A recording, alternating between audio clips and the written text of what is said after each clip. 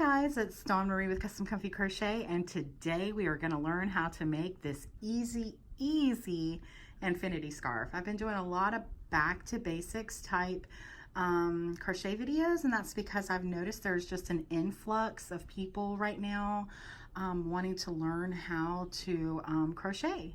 Kids, adults, everyone alike. It's just become so popular, so I wanted to do some videos towards that. But I've been crocheting for 20 plus years, and this was fun for even me to make. It's so nice and simple and loose and easy. It's great to just sit back and watch a show. You don't have to think a lot.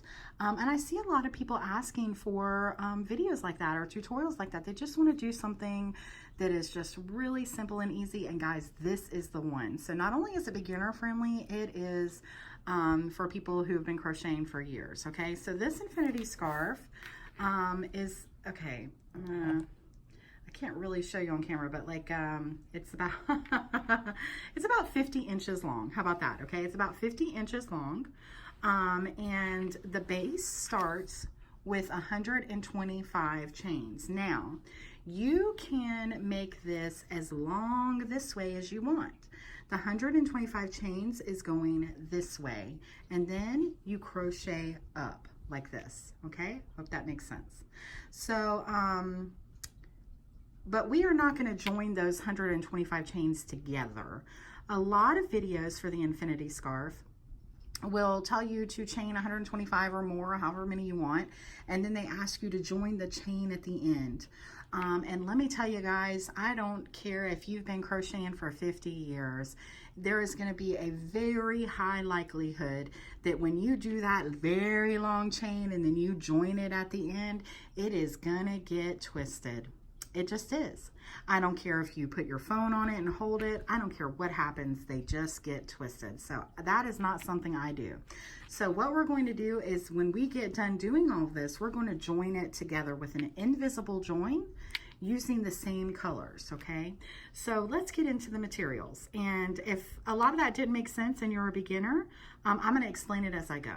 Okay, so I used a color changing yarn. I think those work best with this infinity, and this really is a cowl, not a scarf, because it wraps around the neck. And if you'll see in my thumbnail, you'll see how it's supposed to fit around the neck, because it is a circle joined together. So it's technically a cowl, but I like the color changing stripes. This is a sugar wheel from Hobby Lobby, and guys, I'm hanging my head. I've lost the label. I am so sorry. I even looked online before I got on here, searching everywhere for the color, because I was like, darn it, for this video, I'm gonna know the color. And when you know it, I could not find it online. But I did find it at my local Hobby Lobby. It is a sugar wheel cake, okay, from Hobby Lobby. And I got it during, you know how they have their sales. So it just worked out beautifully. But they have all kinds of different colors, and they will work great for this. I just thought this one looked kind of fallish. Okay, so that's what I'm using for this. I'm using and this is what makes this infinity scarf look and feel the way it does. And I wish you could feel it, guys. It just feels so soft and scrunchy. And it's because we're using a huge hook with a smaller weight yarn. So this yarn calls, I think, for a 5.5 millimeter crochet hook in the US and a 5 in the UK, and we're going to go all the way up to a 10. Okay, so that's a 10 millimeter hook or a size N. Okay, so that's what we're going to be using for this. And you're going to need a pair of scissors, and you're going to need a darning needle to work your ends off at the end, and that looks like this. Okay, so we're going to move this to the side, and we're going to go ahead and get started. Now this is super easy. This is not going to be a long video if I can ever shut my mouth. But yeah, this is just the rest of, now this took an entire, and that's another thing that's great about this. It used an entire sugar wheel cake, or if you wanted to use Karen or whatever, one of their cakes, or Bernay, you can do whatever you want, but it uses a full cake. Okay, and I think that was like, I don't even want to guess. Maybe I can find it and put in the description how many yards it was. But anyways, one cake did this entire thing, okay? So, and this is just a leftover of one that I had, because I also made a beanie to match this, this cowl. Okay, so the first thing we're going to do, we're going to take our huge hook and we're going to make a slip knot. Remember, you want to have a tail long enough, by the way, on your slip knot that you can work it in later. Okay, so let's do our slip knot. And for the sake of this video, we are not going to chain 125. Also, you can, like I said before, you can make this longer. You could go up to 130, you could go up to 150. Remember, that 125, it's what's going to be wrapped around your neck twice. So if this is for a guy, you may want it bigger. If it's for a bigger lady, I'm a bigger lady, you might want it bigger. It's up to you. Or if you just like really loose stuff around your neck. But 125 is 50 inches, okay? But for the sake of this video, we are going to do just 20 because I'm just going to show you how to do this.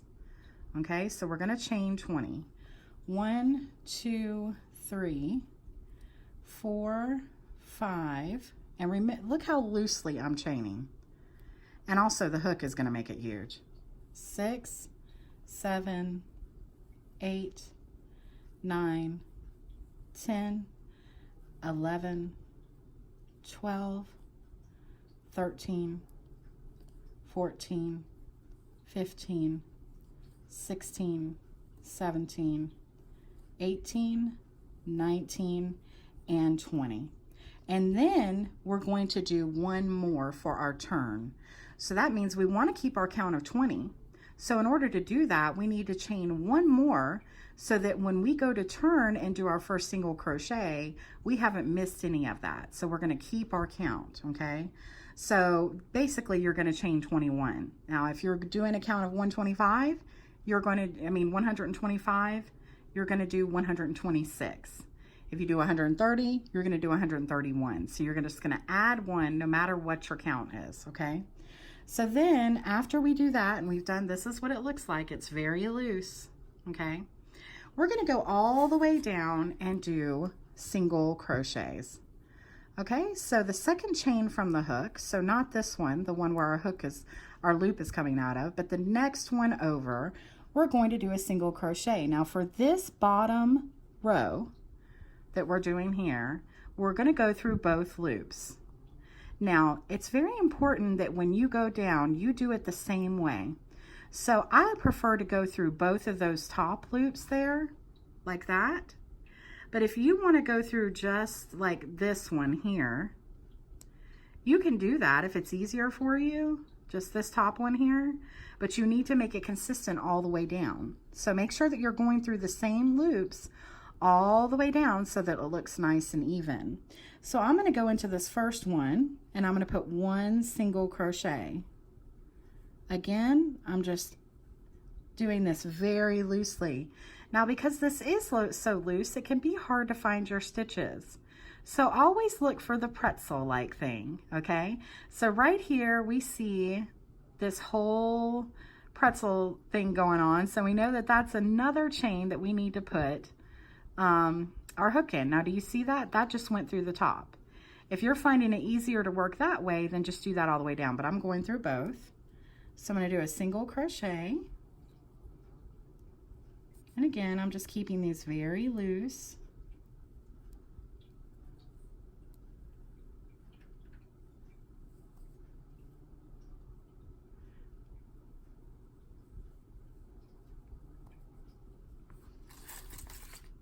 Oh, some of my decorations are coming from my table.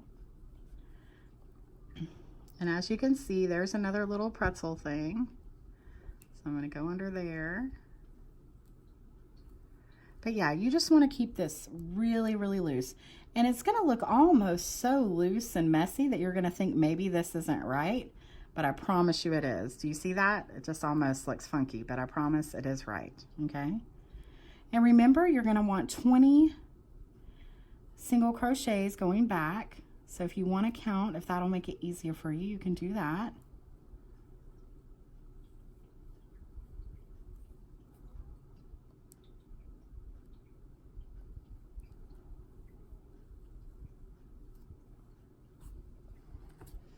And it does take a little time because they're so big to find exactly where you need to go.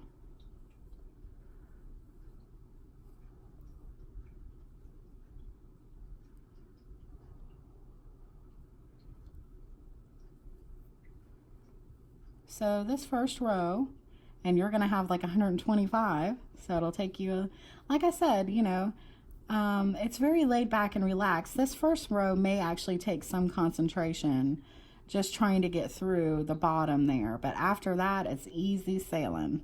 Okay, so again, trying to keep our tension pretty consistent as well, you know, pretty loose. You don't have to be as consistent if you were like doing color pulling or something, but you do want to be consistent. And look at that, like that one is so big, like you wonder, okay, is this another stitch over here? What is going on? But I know that there's my whole pretzel, and I've already worked into that right there. Okay, so I know I need to go to this next one. I may have done it even just a little too big, but that's okay.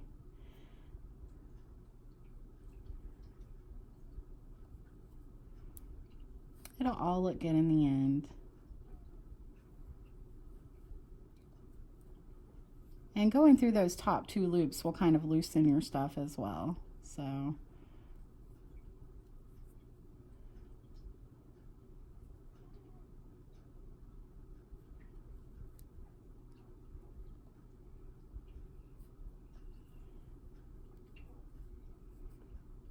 okay.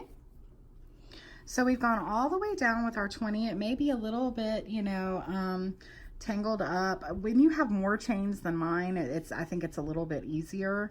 It doesn't look so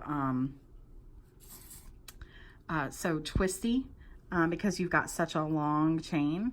But if it does, you know, you just want to keep the ones that you just did. You want to be able to see these V's up at the top, okay?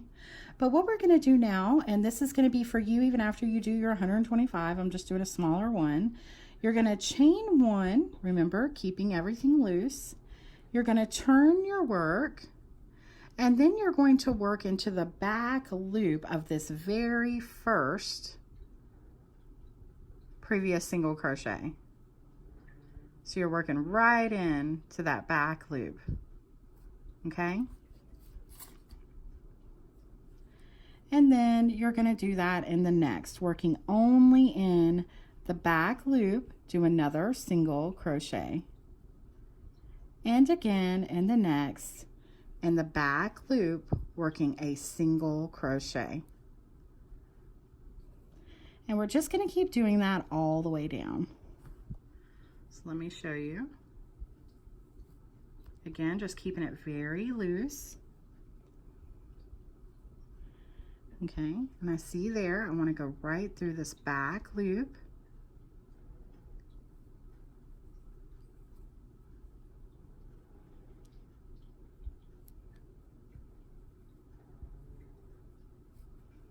Okay. And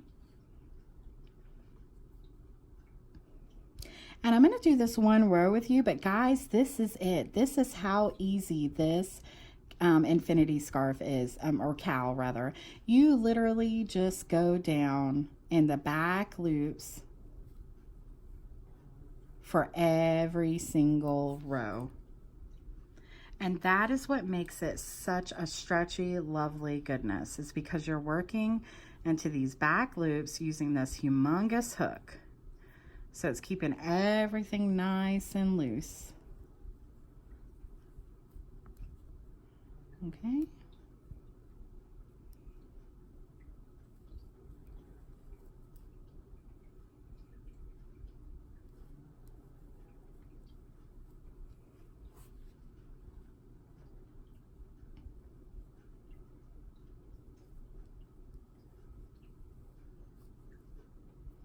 And I'm just doing this row with you guys. And again, as I come across, I'm going to have 20 again. You should have 125 or whatever your base was. So if you did 126 plus the 1, then you should have 120, or I mean 125 plus the 1, then you should have 125, and so forth and so on. Okay, so remember that finding this last one can be hard, and it can be hard finding the back loop. Just don't give up. You know, try to find it. May take a little bit of work. May not matter even if you don't find it. Will still be beautiful, okay? So that is kind of, this is what it looks like right here. It is just that easy.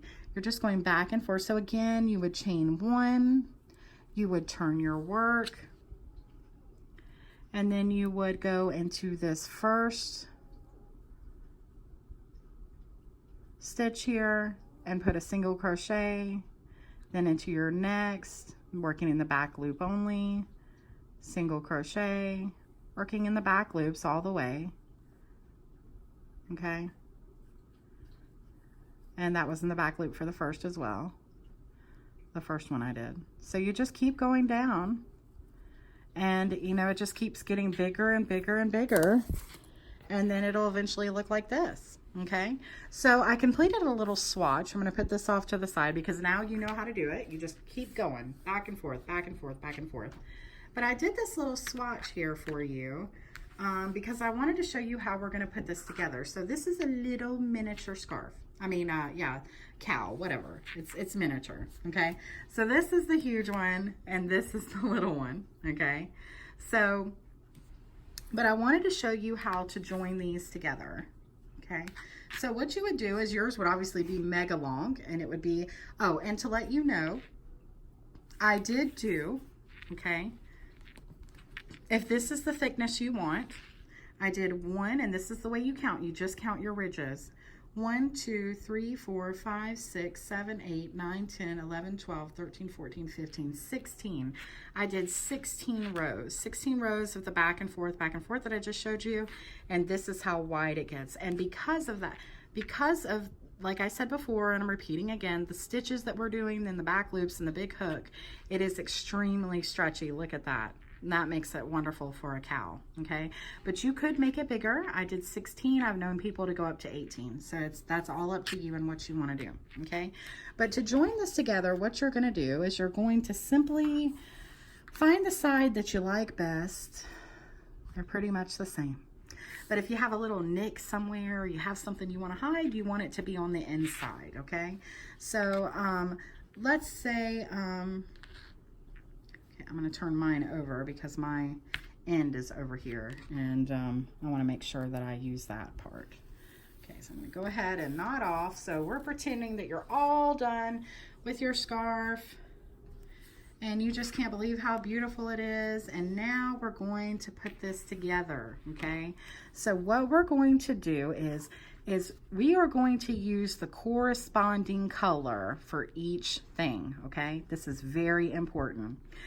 You need to make sure while you're color changing that you keep enough yarn from your different colors, or you have another skein, or you have other yarn that you can match the colors with. Otherwise, you're going to be able to see your join, and you don't want to be able to see your join for this, okay? So, yeah, I had it the right way. Goodness gracious. Okay, so, what we're going to do, so we have this color. Now for this video, do not have the light pink because it is for a video. Had I was gonna make this really big, I would make sure that I had this hot pink color, but I don't. But you make sure that you do, okay? And I'm gonna show you how to whip stitch this sucker together, okay? It's real easy. And as long as you use the same colors, you're not going to really be able to see your join, okay? So what we're going to do, okay,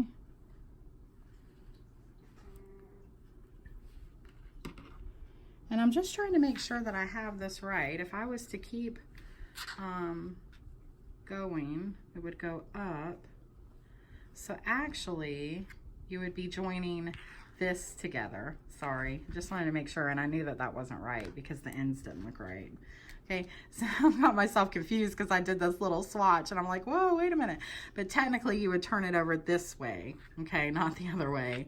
And you'll be able to see that when you have yours because it'll be so long, it'll be self-explanatory. It won't be like this little swatch.